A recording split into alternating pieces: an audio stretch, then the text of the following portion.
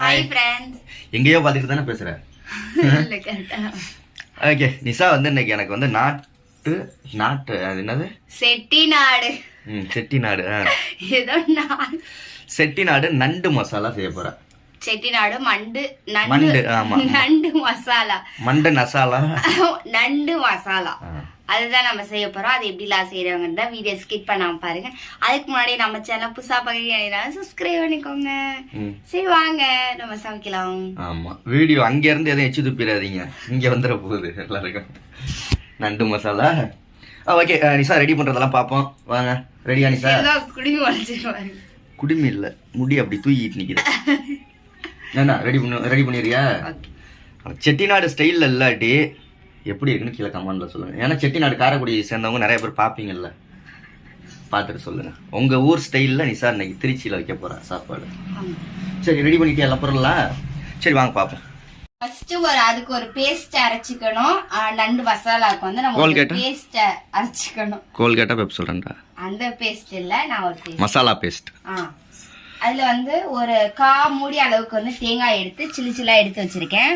இதுல வந்து ஒரு 1/2 ஸ்பூன் அளவுக்கு வந்து ஜீரகம், 1 ஸ்பூன் அளவுக்கு வந்து மிளகு. ஏன்னா இதுல வந்து நண்டுல வந்து சளி பிடிச்சவங்களுக்கு இருமல் வரவங்களுக்கு கண்டிப்பா இது செஞ்சு கொடுப்பாங்க. அதுல வந்து இந்த மிளகு ஜீரகம் அதெல்லாம் போட்டு செய்யறது கொஞ்சம் ஸ்பெஷலிஸ்ட் அதுதான். அதுக்கப்புறமேட்டு சோம்பு ஒரு 1/2 ஸ்பூன் போட்டுக்கலாம். போட்டாச்சு. இப்போ இதை வந்து நம்ம பேஸ்ட்டை அரைச்சி எடுத்துட்டு வந்துட்டு எப்படி இருக்குன்னு காட்டுறேன். ஓகே அரைச்சி எடுத்துட்டு வரியா?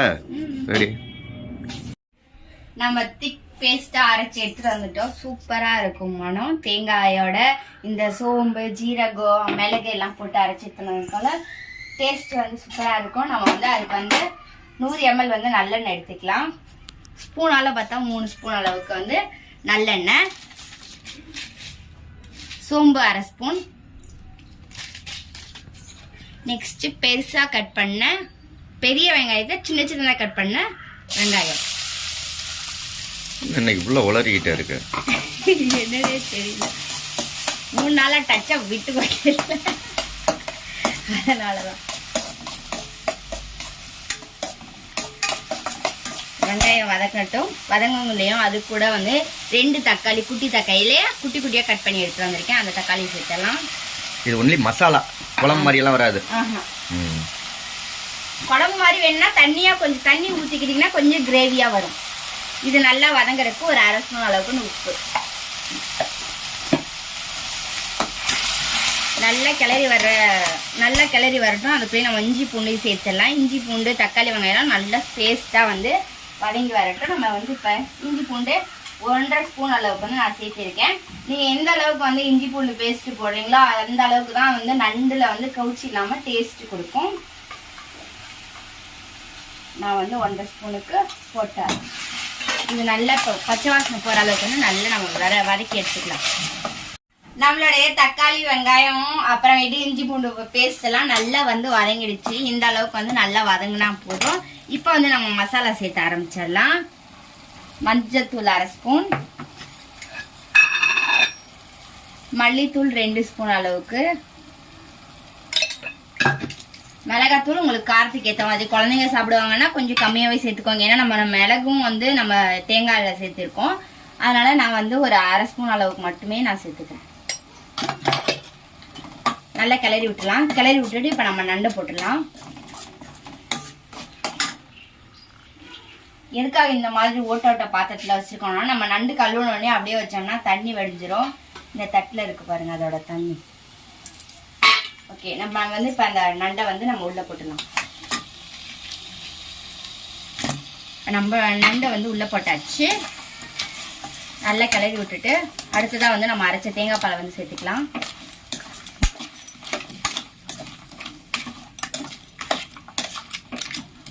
இப்படி நல்லா கிளறி விட்டாதான் அதோட மசாலா உப்பு உரப்பு எல்லாமே வந்து அதில் சாரும். அதுக்காக தான் அப்படியே நம்ம வந்து அரைச்ச தேங்காய் பாலை வந்து சேர்த்தலாம். சேர்த்தியாச்சு.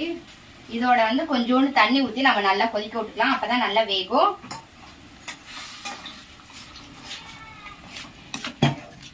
இது நல்லா ஒரு 10 நிமிஷம் இல்லைன்னா ஒரு 1/4 மணி நேரம் கொதிச்சா போதும். அந்த அளவுக்கு தான் நண்டு வேகும். இது நல்லா அப்படி முங்குற மாதிரி தண்ணி ஊற்றிக்கோங்க.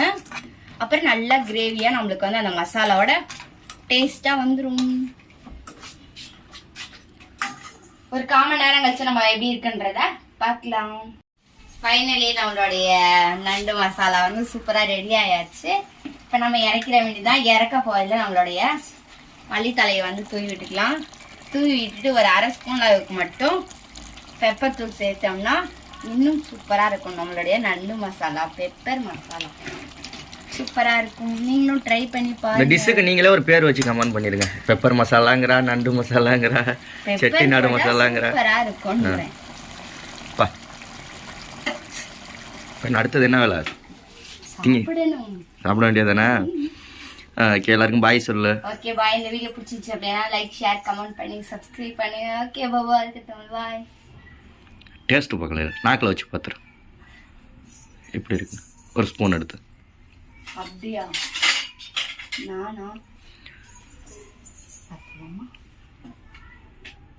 நான் செஞ்சது எப்படி நல்லா தான் இருக்கும்.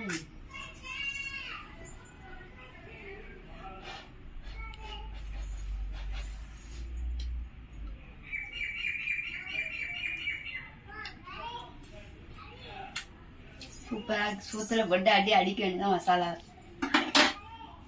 பாய் பாய்.